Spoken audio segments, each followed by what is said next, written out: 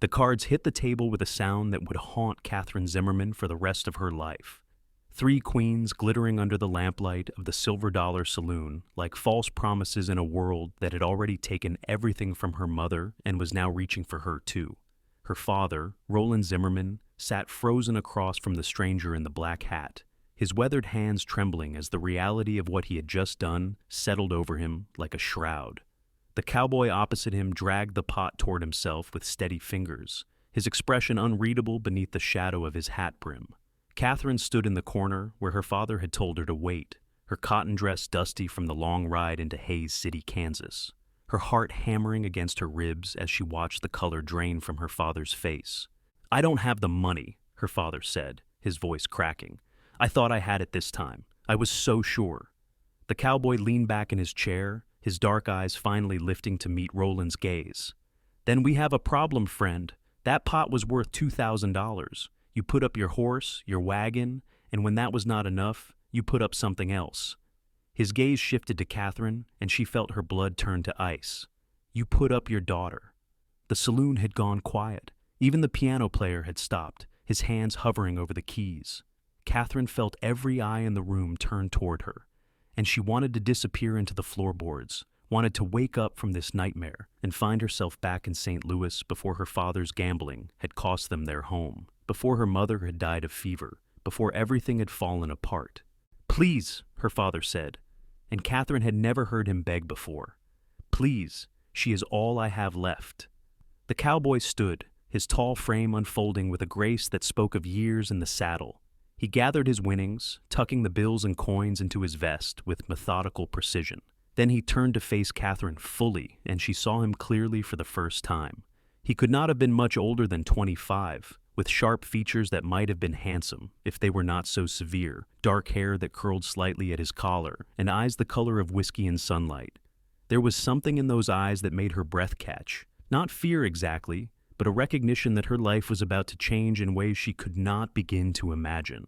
"Get your things," he said, his voice low and steady. "We leave in 5 minutes." Catherine found her voice, though it came out smaller than she intended. "I am not a piece of property to be won at cards." "Your father made you one when he put you in the pot." The cowboy's expression did not change, but something flickered in his eyes. "I am not a man who goes back on his word, and I do not let debts go unpaid. You can come with me willingly, or I can call the marshal and have your father arrested for fraud. Either way, the outcome is the same." Her father made a choking sound. "Catherine, I am so sorry. I thought I could win it back. You thought wrong." She was surprised by the steadiness of her own voice, by the anger that suddenly burned through her fear. "You always think wrong." She had one carpetbag to her name, everything she owned in the world packed into faded fabric that had once been her mother's. She picked it up from where it sat beside the door, her hands shaking despite her best efforts to remain calm. When she walked past her father, she did not look at him. She could not bear to see whatever expression might be on his face, could not bear to offer forgiveness she did not feel. The cowboy held the door open for her, which struck her as absurdly courteous given the circumstances. The night air hit her face, cool and carrying the scent of dust and horses. Hays City sprawled before them in the darkness, a collection of wooden buildings and dirt streets that represented the edge of civilization in 1875. Beyond the town, she could see nothing but prairie stretching endlessly under a sky full of stars. "My name is Xander Easton," the cowboy said, as he led her toward a black horse tied at the hitching post. "I have a ranch about 15 miles north of here. You will work to pay off your father's debt." "Work?" Catherine stopped walking. "What kind of work?" "The kind that needs doing on a ranch, cooking, cleaning, mending. I lost my housekeeper 3 months ago when she married and moved to Denver. I have been managing on my own, but I am not much good at keeping a house." He untied his horse, a magnificent animal with intelligent eyes. "You will have your own room. You will not be touched or harmed in any way. You will work, and when the debt is paid, you will be free to go wherever you wish." "And how long will that take?" 2 years, if you work honestly." He swung into the saddle with easy grace, then extended his hand to her. 3 if you make trouble."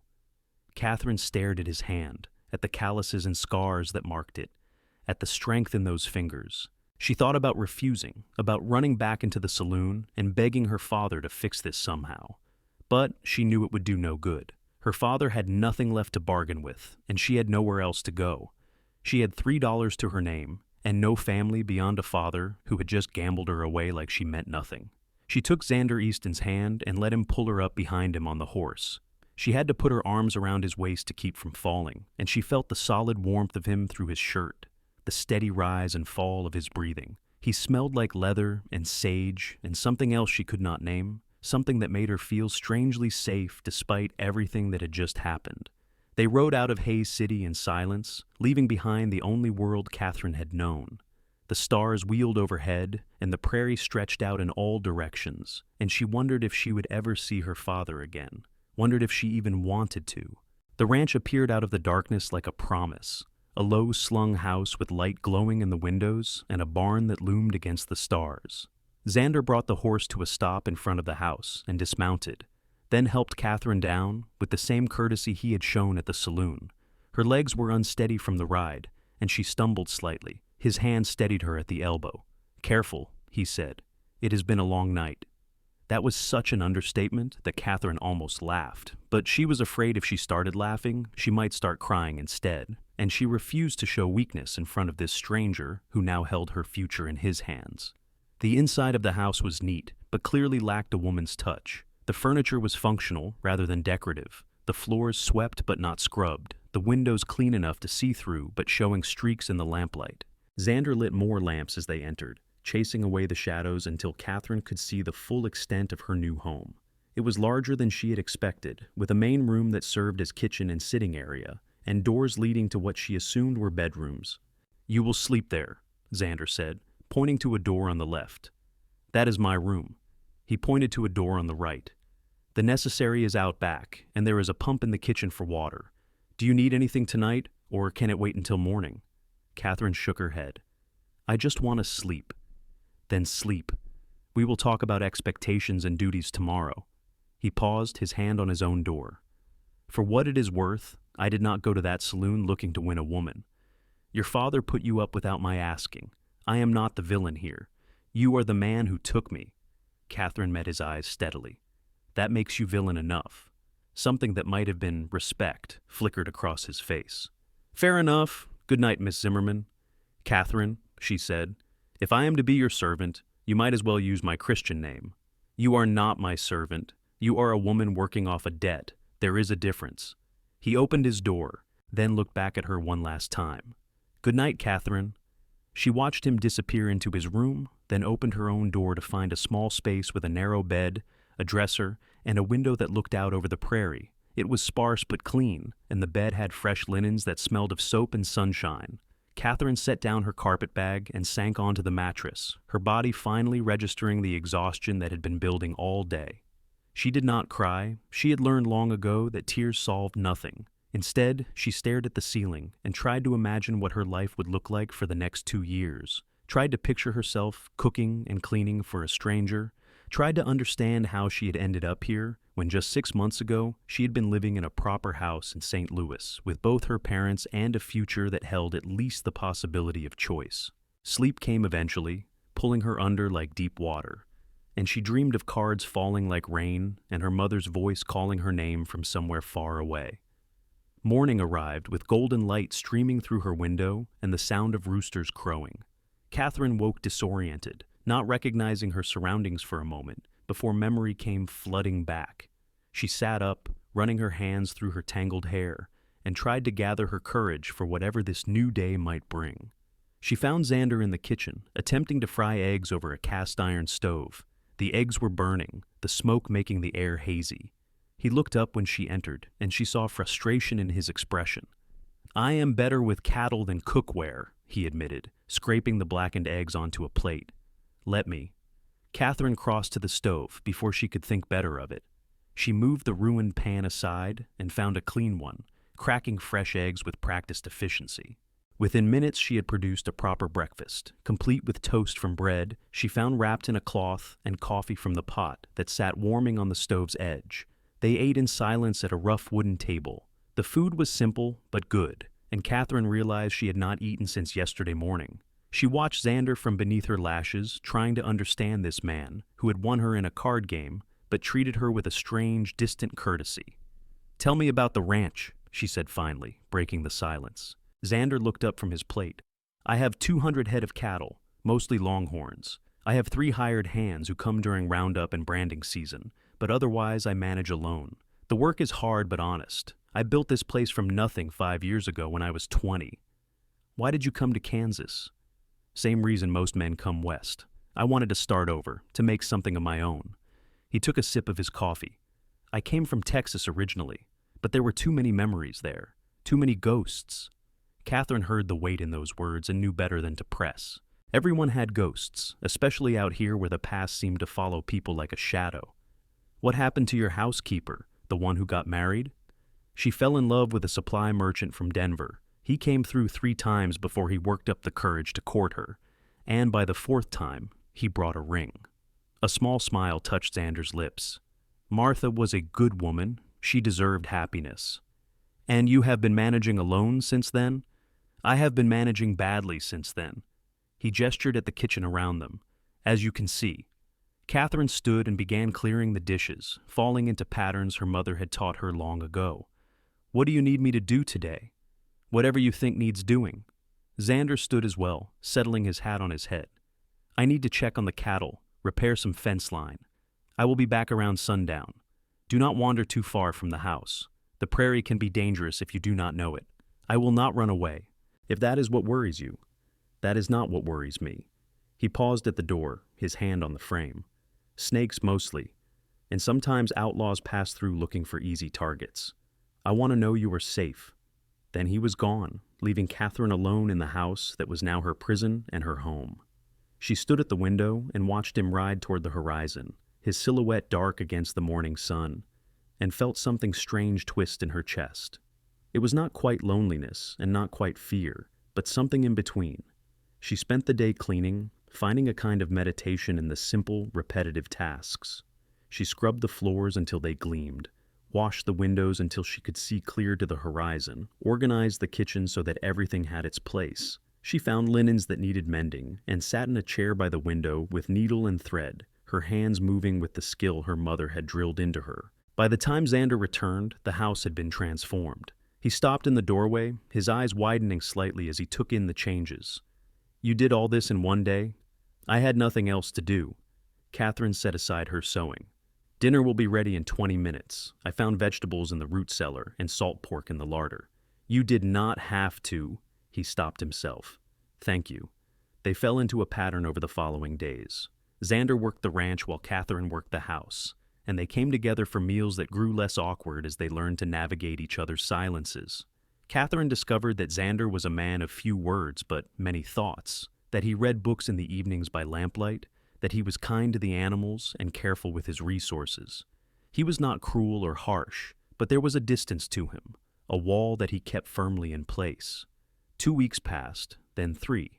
Catherine learned the rhythms of the ranch, learned to anticipate what Xander needed before he asked for it. She learned that he liked his coffee strong and his bread fresh, that he mended his own clothes but did a poor job of it, that he sometimes woke in the night and she could hear him pacing in his room. She learned the sound of his footsteps, the cadence of his breathing, the way he cleared his throat before speaking. And despite herself, despite everything, she began to feel something shift inside her. It started small, a flutter in her chest, when he thanked her for a good meal, a warmth that spread through her when he smiled at something she said. She told herself it was just gratitude that he treated her well, that it was just relief that her situation was not worse. But she knew she was lying to herself. One evening, as they sat after dinner with the lamps burning low, Xander looked up from his book and said, "You never talk about your mother." Catherine's hands stilled on the sewing in her lap. "What made you think of her?" "You mentioned her once, when we first arrived. You said your father thought wrong. There was history in those words." She set down her sewing, buying time to gather her thoughts. "My mother died 8 months ago. Fever took her in 3 days. My father started gambling after that, trying to win enough money to make the pain go away, I think. Or maybe he was always a gambler, and my mother just kept him in check. I do not know anymore. I am sorry." The words were simple, but sincere. "So am I." Catherine looked at him across the lamplit room. "What about your ghosts, the ones that brought you to Kansas?" Xander closed his book, his finger marking his place.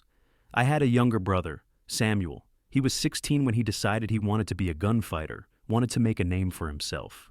I tried to talk him out of it, but he would not listen. He picked a fight with the wrong man in the wrong town, and he did not even clear his holster before the bullet hit him. That is terrible. It was avoidable. That is what made it terrible." He opened his book again, but she could tell he was not reading. "I left Texas the day after we buried him. I could not stand to look at the places we had been together, could not stand the memories." They sat in silence after that, but it was a different kind of silence than before. It was the silence of shared grief, of understanding that did not need words. Catherine felt something loosen in her chest, some knot of resentment that she had been carrying since that night in the saloon. Xander had not asked for her any more than she had asked to be gambled away. They were both just trying to survive in a world that was often cruel and rarely fair. Summer deepened into August, and the prairie turned gold under the relentless sun. Catherine learned to love the endless sky, the way the light changed from hour to hour, the sound of wind moving through the grass like a living thing. She learned to handle the chickens and gather eggs, learned which herbs grew wild near the house, and how to use them in cooking. She learned that she was stronger than she had thought, that she could build a life even in circumstances she had not chosen. Xander taught her to ride, leading her around the corral on a gentle mare until she found her seat and her confidence. He taught her to shoot as well, handing her a rifle one morning and showing her how to sight down the barrel. "Every woman out here should know how to protect herself," he said, as she practiced on tin cans lined up on a fence post. "The world is not always kind to those who cannot defend themselves." Catherine hit her third can in a row, the sharp crack of the rifle echoing across the prairie. She lowered the gun and looked at Xander, saw something like pride in his expression. "Who taught you?" she asked. "My father. He was a Texas Ranger before he retired. He believed everyone should know how to shoot straight and ride hard." "Is he still alive?" "No, he died when I was 19. Same fever that took your mother, different year." Xander took the rifle from her and reloaded it with easy familiarity. "You are a natural. Your aim is true." The praise made her feel warm all over. She tried not to let it show, but she suspected Xander saw anyway. He seemed to see more than he let on, his quiet observation taking in details she thought she had hidden. The hired hands arrived in late August for roundup. 3 weathered cowboys who treated Catherine with respect and kept their distance. She cooked for them all, producing massive meals that disappeared as fast as she could serve them. Xander worked alongside his men from dawn until well past dusk, coming home exhausted and covered in dust. Catherine would have water heated for washing and food waiting, and she saw gratitude in his eyes even through his tiredness. One night after the hands had ridden back to town, Xander lingered at the table after dinner. "You have worked hard these past months, harder than I expected." "Did you think I would be lazy?" Catherine asked, raising an eyebrow. I did not know what to think. I had never won a woman in a card game before. He said it with such dry humor that Catherine laughed, surprising them both. "I should hope not. I would hate to think you made a habit of it." "You are the first and the last, I promise."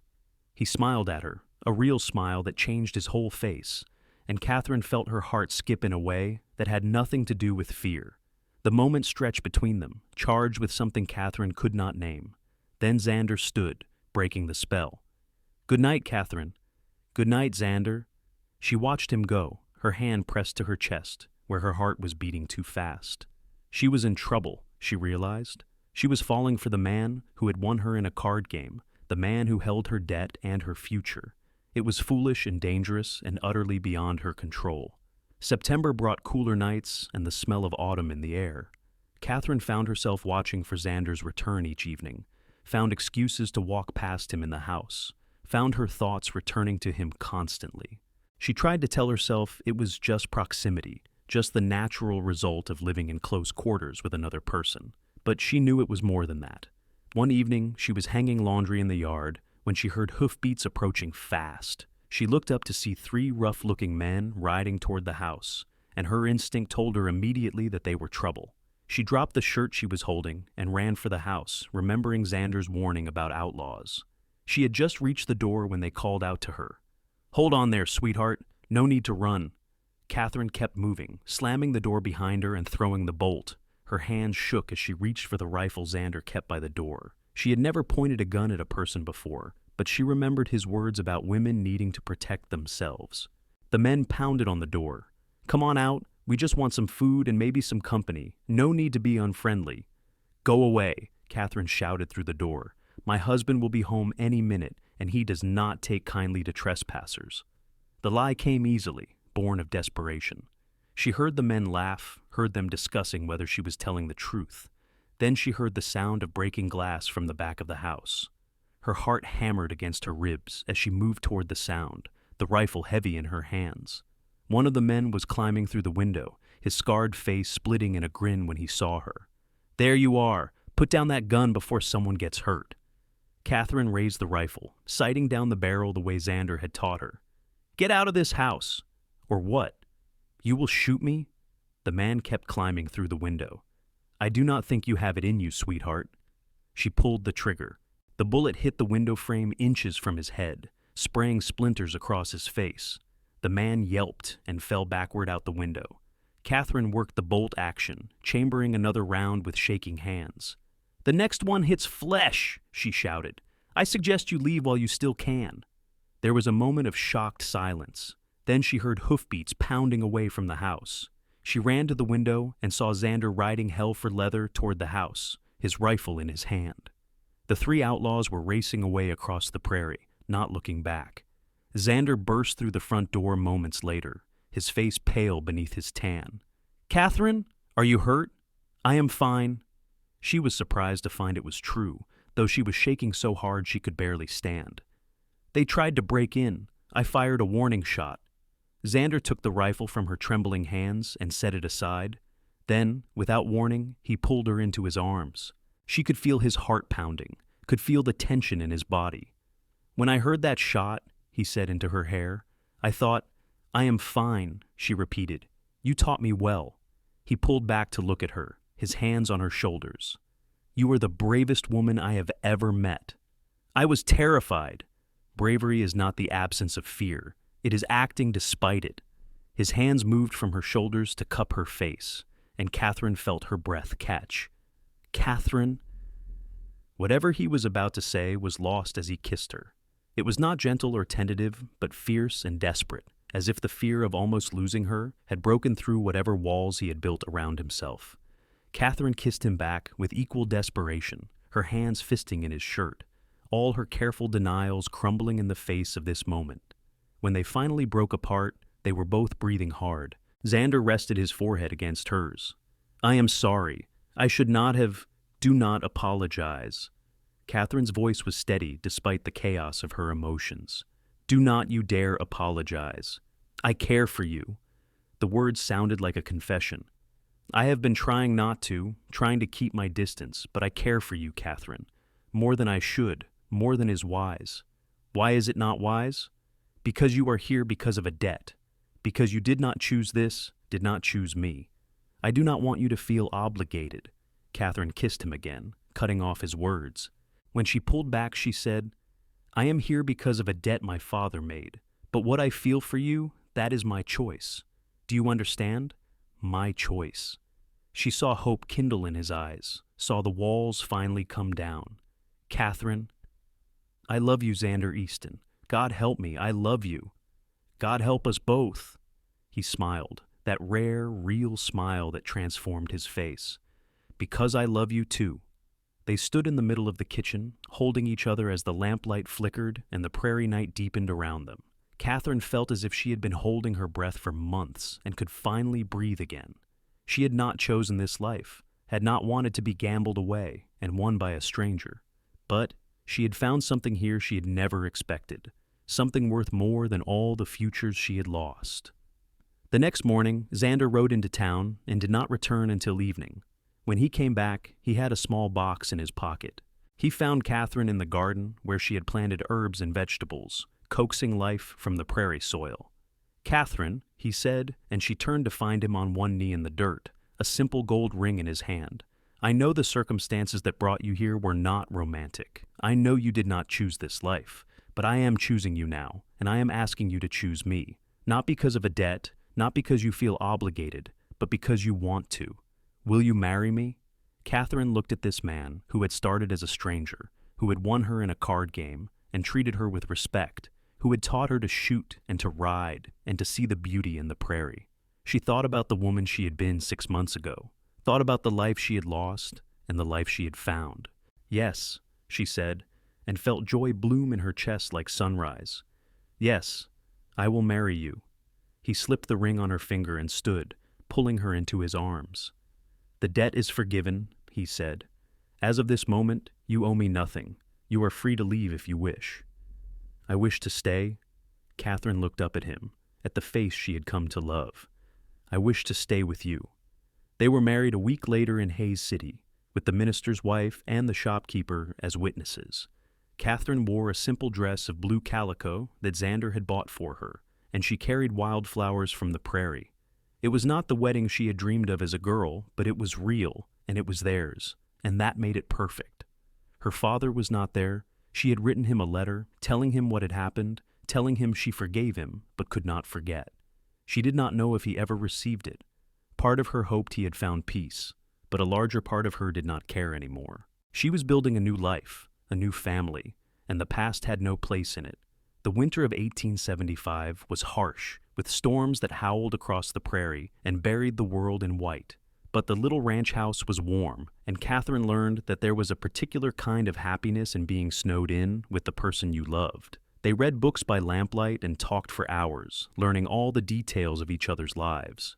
Xander told her about growing up in Texas, about his dreams of building something that would last. Catherine told him about her mother's garden in St. Louis, about the life she had imagined before everything changed. "Do you miss it?" Xander asked one night as they lay in bed, listening to the wind rattle the windows. "Your old life?" "I miss my mother," Catherine said honestly. "I miss the certainty of knowing where I belonged. But I do not miss the life itself. That girl in St. Louis, she did not know what she was capable of. She did not know she could shoot straight or survive the prairie or fall in love with a cowboy. I am glad she learned." Xander pulled her closer, and Catherine felt the steady beat of his heart beneath her cheek. Spring came eventually, as it always did, melting the snow and turning the prairie green again. Catherine planted a larger garden this year, planning for the future. She was learning to think in terms of seasons, in cycles of planting and harvest. She was learning to read the sky for signs of rain, to judge the health of cattle by their coats, to move with the rhythms of this land that had become her home. In May, she realized she was pregnant. She told Xander over breakfast, watching his face carefully for his reaction. She saw surprise first, then wonder, then a joy so pure it made her eyes sting with tears. "A baby," he said, as if testing the words. "We are going to have a baby." "Are you happy?" Catherine asked, though she could see the answer in his face. Happy does not begin to cover it. He came around the table and knelt beside her chair, his hand gentle on her still flat stomach. "A family. We are going to be a family." The pregnancy was not easy. The summer heat made Catherine ill, and there were days when she could barely keep food down. But Xander was patient and caring, taking over more of the household tasks, making sure she rested. He read to her in the evenings, his hand on her growing belly, and Catherine fell in love with him all over again, watching him prepare for fatherhood. The baby came on a cold night in January of 1876, arriving after 18 hours of labor that left Catherine exhausted and triumphant. Xander held his son for the first time with trembling hands, tears streaming down his face. "He is perfect," Xander whispered, staring at the tiny face. "Catherine, he is perfect." They named him Samuel, after Xander's brother. It felt right to Catherine, this way of honoring the past while building the future. Little Samuel had his father's dark hair and his mother's determination, making his presence known from the very beginning, with strong lungs and stronger will. The years unfolded like pages in a book. Samuel grew from baby to toddler to boy, learning to walk in the prairie grass and ride before he could properly run. Catherine and Xander expanded the ranch, buying more cattle, building a bigger barn. They added a room onto the house when Catherine became pregnant again, this time with a daughter they named Eleanor Rose. She arrived in the spring of 1878 with Catherine's blonde hair and Xander's whiskey-colored eyes, and she was as gentle as her brother was fierce. Catherine sometimes thought about that night in the saloon, about the sound of cards hitting the table and her father's trembling hands. It felt like a lifetime ago, like it had happened to someone else entirely. The woman she had become was so different from the frightened girl who had clutched her carpetbag and climbed onto a stranger's horse. She was stronger now, more certain of herself and her place in the world. She was a wife, a mother, a rancher's partner. She was home. Her father appeared one day in the summer of 1879, riding up to the ranch house on a tired horse. Catherine was hanging laundry, Eleanor playing at her feet, and Samuel helping Xander repair fence nearby. She recognized him immediately despite the additional gray in his hair, despite the way he sat hunched in the saddle like a man defeated by life. "Catherine," he said, dismounting slowly, "I was not sure I would find you." She looked at him for a long moment, this man who had gambled her away, who had broken his promises and her trust.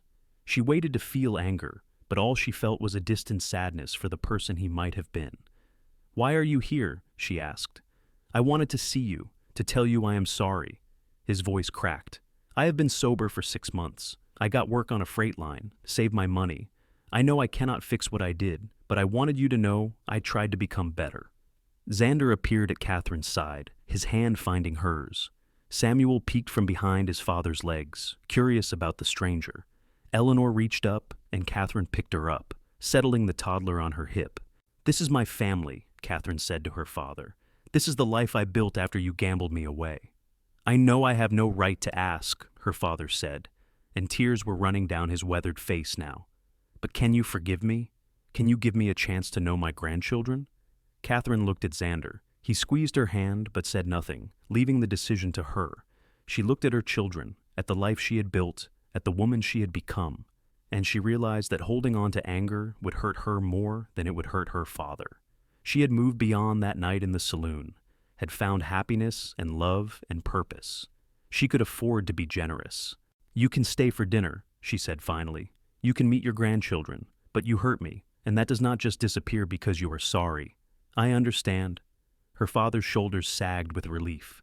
"Thank you, Catherine. Thank you."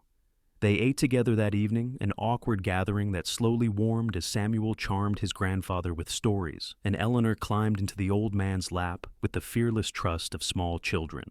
Catherine watched her father hold her daughter, saw the wonder and regret in his face, and felt something old and hard inside her begin to soften. Her father stayed for 3 days, sleeping in the barn and helping with chores. He and Xander had a long conversation one evening while Catherine put the children to bed. And though she did not know what was said, both men seemed easier with each other afterward. When her father finally left, he hugged Catherine tightly. "You turned out better than I had any right to hope," he said. "Your mother would be proud." "I hope so," Catherine said. She watched him ride away across the prairie, and Xander came to stand beside her, wrapping his arm around her waist. "Will he come back?" Xander asked. "I do not know. Maybe." Catherine leaned into her husband's warmth. "But it does not matter either way. I have everything I need right here." The ranch continued to grow and prosper. By 1881, they had 500 head of cattle and had hired on 2 permanent hands to help with the work. The house expanded again to accommodate another child, a second son they named Thomas, who arrived in the fall with his father's serious nature and his mother's quick smile. Catherine had a garden now that was the envy of the county, producing vegetables and flowers in equal abundance. She had started a small trade in preserves and pickles, selling her goods in Hays City and building a reputation for quality. Xander built her a proper kitchen with a large stove and a pump inside so she did not have to haul water from the yard. He built her a sewing room with good light and comfortable chairs. He built her a life where she could thrive, and in return, she built him a home filled with love and laughter and the sound of children playing. They had hard times too, because that was the nature of life on the prairie. There was a drought in 1882 that killed some of their cattle and tested their resilience. There was a bad winter in 1884 that trapped them inside for weeks. Samuel broke his arm falling from a horse, and Eleanor caught scarlet fever that had Catherine praying through long, terrifying nights. But they survived everything together, their love growing stronger with each challenge they faced. Catherine's father came to visit twice a year, arriving with presents for the children and stories of his travels. He stayed sober and worked hard, and gradually Catherine found herself looking forward to his visits. She could not forget what he had done, but she learned to forgive, learned that people could change even after terrible mistakes. Xander was patient with the old man, and the children loved their grandfather with the uncomplicated affection of youth. One evening in the spring of 1887, 12 years after that fateful card game in the Silver Dollar Saloon, Catherine and Xander sat on the porch watching the sunset paint the prairie gold and crimson. Their children were asleep inside, worn out from a day of play. The ranch spread before them, prosperous and peaceful, testament to years of hard work and careful planning. "Do you remember the night we met?" Catherine asked, her head on Xander's shoulder. "Every detail." His arm tightened around her. "You were the most beautiful thing I had ever seen, and the most angry. I wanted to shoot you. I am glad you did not." He kissed the top of her head. "That would have complicated our romance considerably." Catherine laughed, the sound carrying across the prairie. "I never could have imagined this. That night, when you told me to get my things, when we rode away from Hayes City, I thought my life was over. I thought I would spend forever being miserable. Instead, you spent forever making me happy." Xander tilted her face up to look at him. "You gave me a family, Catherine. You gave me a purpose beyond just surviving. You gave me a reason to build something that lasts. You gave me a home when I had none. You gave me a choice when I thought I had lost the right to choose. You gave me love when I least expected it." She kissed him softly. "We saved each other, I think. I think you are right." They sat together as the stars came out. As the prairie night deepened around them, somewhere in the distance a coyote called. Inside the house, one of the children stirred in sleep. The world turned on its axis, indifferent to human stories of loss and redemption. But Catherine felt the weight of her happiness like a tangible thing. She thought about the girl she had been, the frightened daughter of a gambling addict, with nothing to her name but a carpetbag and wounded pride. She thought about the long ride across the prairie, with a stranger's arms around her waist and an uncertain future ahead. She thought about the moment she had realized she was falling in love, about the kiss in the kitchen after she had fired a warning shot at outlaws, about the proposal in the garden. Every moment had led her here, to this porch on this ranch with this man and these children.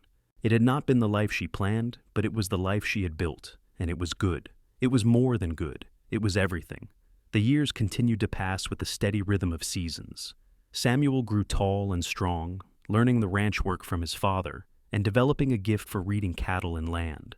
Eleanor became a beauty who could ride like the wind and shoot as straight as her mother.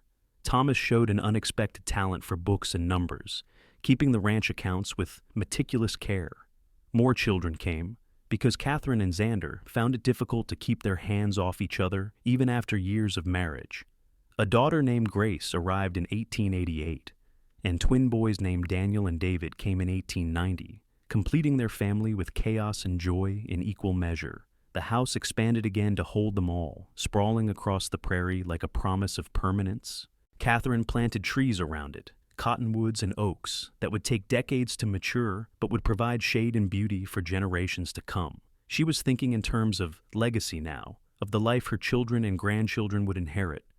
Xander's hair started to show gray at the temples, and Catherine found her own blonde hair threading with silver. They wore their age well, their faces lined with laughter more than worry, their bodies still strong from years of hard work. They grew more comfortable with each other as time passed, finishing each other's sentences, communicating with glances across rooms.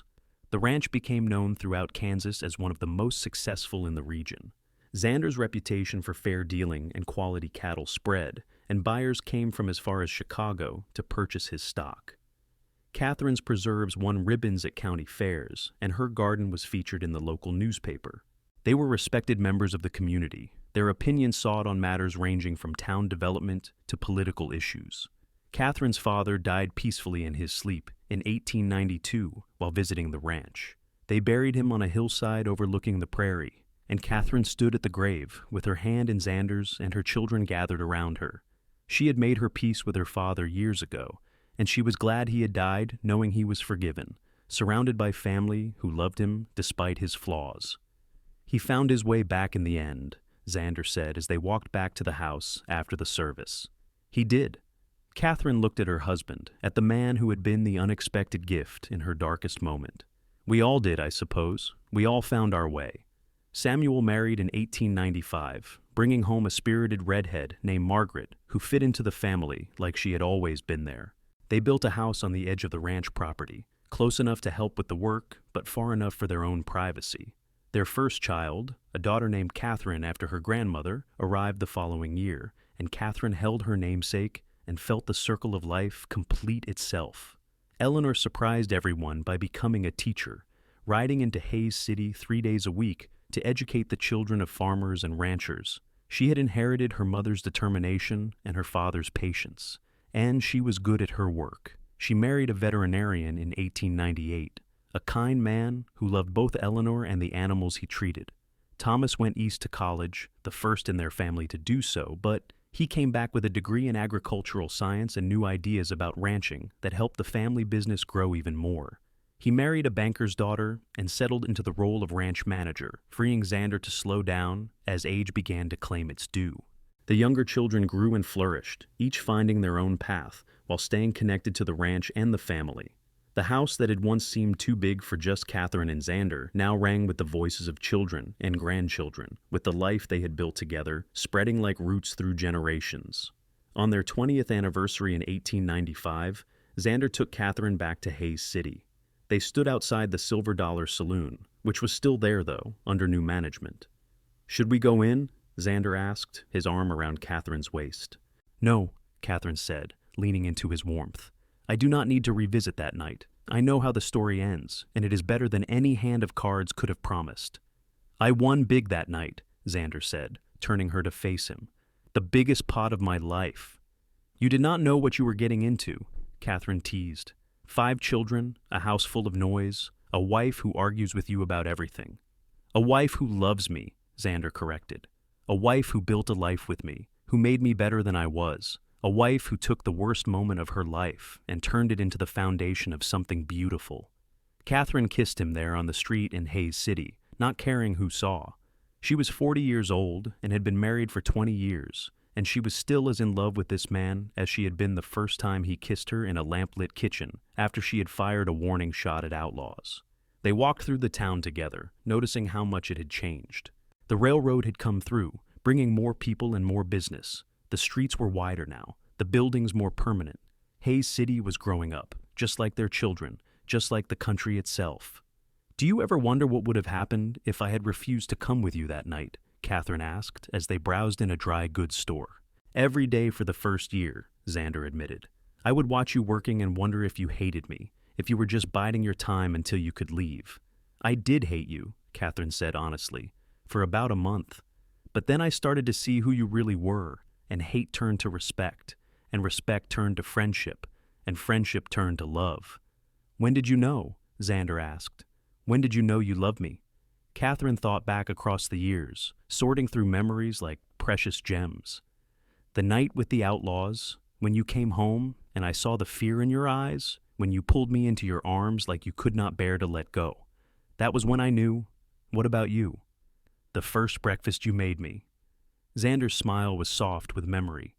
"I watched you move around my kitchen like you belonged there, watched you take care of me without being asked, and I thought, this is what I have been missing. This is what home feels like." They returned to the ranch as the sun was setting, riding side by side like they had done 1,000 times before. The house appeared on the horizon, and Catherine felt the familiar rush of belonging that came with seeing it. This was her home, built from nothing by the man beside her, filled with love and laughter and the everyday miracles of a life well lived. That night, they lay in bed with the windows open to let in the spring breeze. Catherine traced the lines on Xander's face, memorizing him even though she knew every inch of him by heart. "Thank you," she said softly. "For what?" "For seeing me that night. Not just the debt, not just the obligation, but me. For giving me time to learn to love you. For building this life with me." "Catherine." Xander caught her hand and brought it to his lips. "Winning you was the luckiest hand I ever played, but keeping you, loving you, building this family with you, that was the real prize. Every morning I wake up grateful that your father was a terrible gambler." She laughed and swatted at him. "That is a terrible thing to say." "It is true, though." He pulled her closer. "I am grateful for every twist of fate that brought you to me, even the painful ones, because without them, I would not have you." They made love slowly, tenderly, with the familiarity of 20 years and the passion that had never dimmed. Afterward, Catherine lay in Xander's arms and listened to his heartbeat, steady and sure, the metronome of her life. The new century arrived with celebration and hope. The year 1900 seemed impossibly futuristic, a marker of progress and change. The ranch had electricity now, one of the first in the area, and the children marveled at electric lights that did not need to be lit with matches. There was talk of automobiles, though Xander swore he would never trust anything that did not eat hay. Catherine was 51 years old and had been married for 25 years. Her children were grown, her grandchildren numerous, her life full beyond measure. She had gray hair now, worn in a simple bun, and lines around her eyes from years of smiling. She had weathered into beauty, Xander always said, like the prairie itself. They celebrated their silver anniversary with all the family gathered. The house was bursting at the seams with children and grandchildren, with noise and laughter, and the organized chaos that came with a large family. Catherine cooked for days beforehand, though her daughters and daughters-in-law helped, and the celebration lasted well into the night. Samuel stood to make a toast, his wife Margaret beside him, and their 3 children watching with wide eyes. "To my parents," he said, raising his glass, "who taught us that love is not just a feeling, but a choice you make every day, who built something from nothing and gave us a legacy to be proud of, to Ma and Pa." "To Ma and Pa," everyone echoed, glasses raised. Catherine felt tears on her cheeks and did not bother to wipe them away. Xander's hand found hers under the table, their fingers intertwining automatically. She looked around at the faces of her family, at the life they had created, and felt a gratitude so profound it was almost painful. Later, when the guests had gone to bed and the house was quiet, Catherine and Xander walked out to the porch, as they had done countless times before. The prairie stretched before them, silvered by moonlight, eternal and unchanging. 25 years, Catherine said. "It feels like yesterday and forever at the same time." "Do you have any regrets?" Xander asked. Catherine considered the question seriously. "I regret that my mother did not live to see this. I regret that Samuel never got to know his namesake. But the life itself, our life, I would not change a single thing. Even the hard parts made us who we are." "You are wise, Catherine Easton." "I am loved, Xander Easton. That is what makes me wise." They stood together, as they had stood so many times before, watching the stars wheel overhead. Catherine thought about the woman she had been 25 years ago, thought about how far she had traveled in miles and in spirit. She had been gambled away and won by a stranger, had been afraid and angry and lost. But she had found herself in this place, on this ranch, with this man. She had found not just love, but purpose, not just home, but belonging. The years continued their relentless march. Grandchildren grew and married, great-grandchildren arrived. The ranch passed more and more into Samuel and Thomas's capable hands as Xander and Catherine aged. They sold off some of the land, but kept the original homestead, the heart of everything they had built. The house remained full of life, with family coming and going in the comfortable rhythm of generations. Catherine's preserves became legendary, her recipes passed down through daughters and granddaughters. Xander taught his grandsons to ride and rope, passing on the skills his father had taught him. They were patriarch and matriarch now, the foundation of a family that had grown far beyond what either of them had imagined that night in the Silver Dollar Saloon. In 1910, on their 35th anniversary, Catherine and Xander renewed their vows in the church in Hays City. The pews were packed with family and friends, with people whose lives they had touched over the decades. Catherine wore a new dress of dove-gray silk, and Xander wore his best suit, and they stood before the minister and promised again to love and cherish each other until death parted them. "You may kiss your bride," the minister said with a smile. Xander kissed Catherine softly, sweetly, with all the tenderness of 35 years together.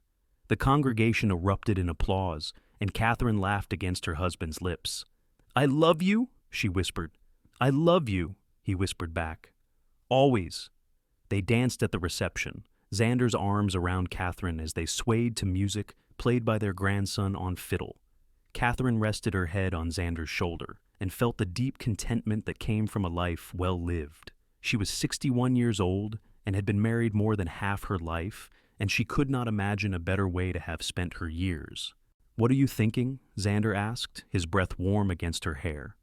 "I am thinking that I am grateful for all of it, for you, for our children, for this life." Catherine pulled back to look at him.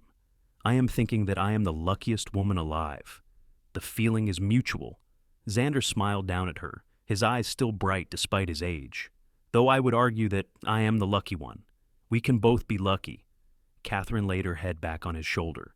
"There is enough good fortune to go around." The years grew shorter as they aged, slipping through their fingers like water.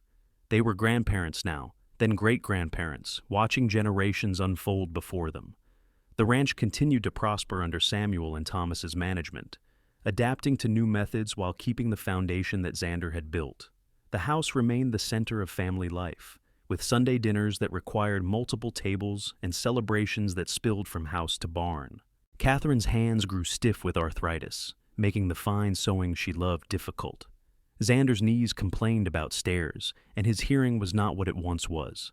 But they adapted, helping each other with the small daily struggles of aging, finding humor in the indignities and comfort in their companionship.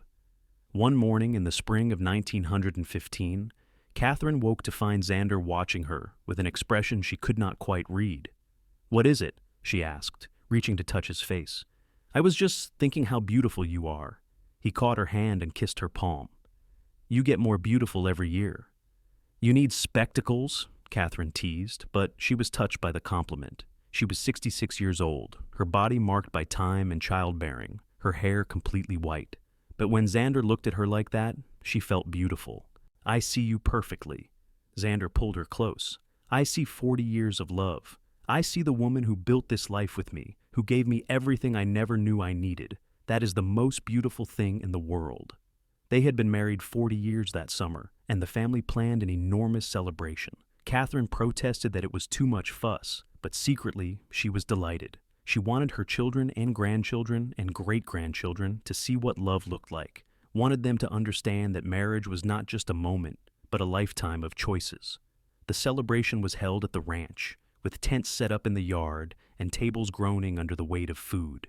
It seemed like half of Kansas had turned up, people whose lives had been touched by Xander and Catherine over the decades. There were speeches and tears and laughter, stories told and retold until they became legend. Samuel raised his glass for a toast, his hair gray now, though his eyes were still sharp. 40 years ago, my parents married. It was not a conventional beginning. Ma had been won in a card game, brought to this ranch against her will. But they chose each other every day for 40 years. They chose love over resentment, hope over bitterness, forgiveness over anger. They built something that will last for generations. They built a family, a legacy, a love that time could not touch. To Ma and Pa. "To Ma and Pa," the crowd echoed. Catherine stood with Xander's arm around her, looking at the sea of faces before them. She saw her children, grown and successful, each with families of their own. She saw grandchildren, some with babies in their arms. She saw friends who had become like family over the years. She saw the life they had built, spreading before her like the prairie itself, endless and full of possibility. "Thank you," she said when the cheers had died down. "Thank you all for being part of this life. Thank you for the love you have shown us, for the joy you have brought. And thank you to my husband, who saved me when I did not know I needed saving, who loved me when I thought I was unlovable, who built this beautiful life with me one day at a time. I love you, Xander Easton, more today than yesterday and less than tomorrow." Xander kissed her in front of everyone, not caring about propriety or decorum. They were 66 and 70 respectively, and they kissed like newlyweds, like the world was young and full of promise. The party lasted until the stars came out, until the children were asleep on blankets and the adults were mellow with good food and better company. Catherine and Xander finally escaped to the porch, seeking a moment of quiet in the comfortable chaos. 40 years, Catherine said, leaning against the railing and looking out over the prairie. It went so fast. And so slow. Xander stood behind her, his arms around her waist. "I remember every day, Catherine, every breakfast, every conversation, every moment we spent building this life. I remember all of it, and I would not trade a single second." They stood together in the moonlight, and Catherine thought about the long road they had traveled, From that night in the saloon to this moment, from strangers to lovers to partners to the foundation of a family dynasty, it had not been easy. There had been hard times and sad times, losses that cut deep and challenges that tested them. But they had faced everything together, and that had made all the difference. Years continued to pass in the gentle rhythm of aging. They slowed down but did not stop, still taking their morning coffee on the porch when weather permitted, still sitting together in the evenings while Xander read aloud. Their children worried about them, wanted them to move into town where help was closer, but Catherine and Xander refused. They would stay on the ranch, in the house they had built, until the end. Xander's health began to fail in 1918. Nothing dramatic, just a slow decline that both of them recognized for what it was. He moved more slowly, tired more easily, needed afternoon naps that stretched longer each day. Catherine cared for him with the same tenderness he had always shown her, helping him dress when his fingers could not manage buttons, reading to him when his eyes grew too tired. One evening in late summer, with the prairie golden in the sunset light, Xander called the family together. They gathered in the bedroom, children and grandchildren and great-grandchildren crowding in to hear what he had to say. "I wanted you all to know," Xander said, his voice thin but steady, "that this has been a good life, the best life. Your mother gave me everything, and all of you are the proof of that gift. Take care of each other, take care of the ranch, take care of your mother, and remember that love is always worth fighting for." Catherine held his hand, tears streaming down her face. She knew what this was, knew he was saying goodbye. She wanted to rail against it, wanted to demand more time, but she knew better than most that some things could not be bargained with. Xander passed quietly 3 days later, slipping away in the early morning with Catherine beside him. He opened his eyes one last time, looked at her with all the love of 43 years, and whispered, "Thank you for choosing me." Then he was gone. Catherine held him and wept, mourning the loss of her partner, her love, her best friend. The family grieved with her, supporting her through the funeral and the terrible days after. They buried Xander on the hillside next to her father, overlooking the prairie he had loved. Catherine stood at the grave and felt like half of herself had been torn away. The days after were the hardest she had ever faced. The house felt empty without Xander's presence, without his voice reading aloud in the evenings, without his arms around her at night. Catherine moved through the motions of living, but part of her had died with him. But she was not alone. Her children rallied around her, taking turns staying at the ranch so she would not have to face the empty house by herself. Her grandchildren visited constantly, filling the silence with their energy and love. The family that she and Xander had built became her support, her reason to keep going. Slowly, painfully, Catherine learned to live with the loss. She found comfort in memories, in the life they had built together. She took over Xander's evening reading habit, reading aloud to the empty room as if he could still hear her. She tended his grave, planting flowers that bloomed through the summer. She survived because that was what she did. 3 years passed, then 5. Catherine aged but remained sharp, the matriarch of a large and loving family. She told stories of Xander to the youngest grandchildren who had never known him, keeping his memory alive. She continued to make her preserves, continued to tend her garden, continued to live fully, even though half her heart was in the ground on the hillside. On what would have been their 50th anniversary, the family gathered again at the ranch. Catherine sat in Xander's chair on the porch, surrounded by children and grandchildren and great-grandchildren and even a few great-great-grandchildren. The house was full of noise and life, full of the legacy she and Xander had created. "Tell us the story, Grandma," one of the youngest great-grandchildren asked. "Tell us how you and Grandpa met." Catherine smiled, though her eyes were sad. "It is a strange story," she said. "My father gambled me away in a card game, and your grandfather won me. He said, 'Get your things, we leave in 5 minutes.' I thought my life was over. I thought I would never be happy again. But you were happy," the child said. "Right? I was more than happy. I was loved, and I loved in return. Your grandfather gave me a home when I had none. He gave me a family. He gave me 43 years of joy." Catherine looked around at all the faces watching her. Never forget that love is a choice. Every day we chose each other.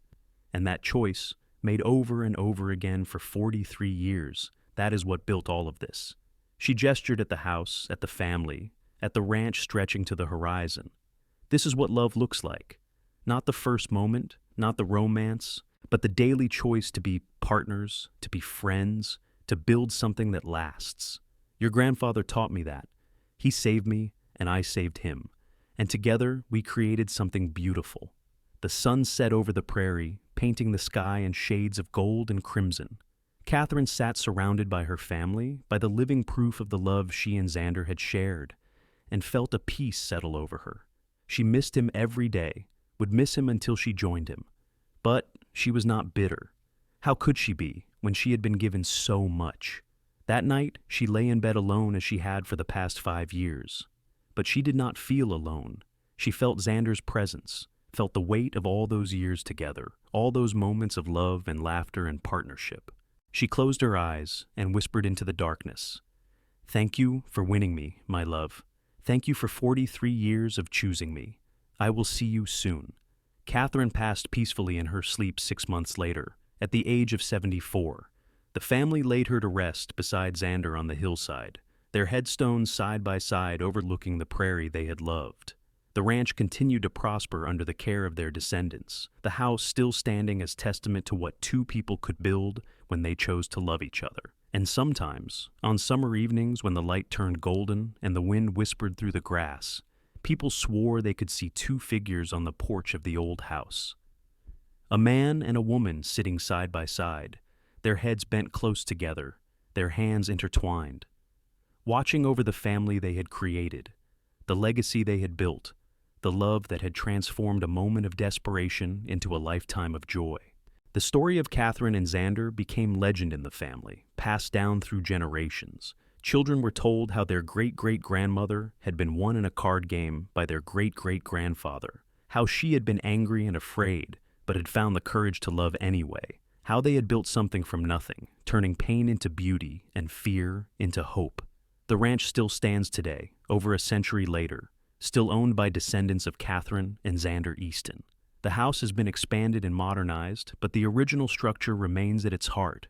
On the hillside, 2 weathered headstones mark the resting place of the couple who started it all, and carved beneath their names and dates are the words that summed up their life together.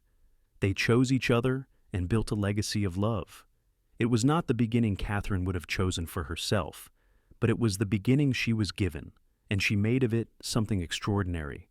She was gambled away and won by a stranger, told to get her things because they were leaving in 5 minutes. And from that unpromising start, she built a love story for the ages, a family that would span generations, a life that proved that sometimes the best things come from the moments we least expect. She had been afraid that night in the saloon, but she had been brave too. Brave enough to climb onto a stranger's horse, brave enough to learn to love, brave enough to build a future from the ashes of her past. And in the end, that bravery was rewarded with 43 years of happiness, with children and grandchildren and great-grandchildren who carried forward the legacy of love she and Xander had created. She had been gambled away like a piece of property, but she had become a woman who chose her own destiny. She had been won in a card game, but what she found was far more valuable than any pot of money. She found love, partnership, home, and family. She found everything that mattered. The prairie wind still blows across the Kansas grasslands, carrying with it the echoes of their story.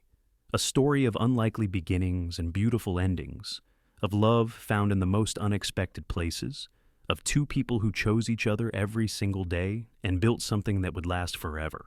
Catherine and Xander Easton, the woman who was gambled away, and the cowboy who won her heart, their love story complete and perfect, closed with the happiest of endings.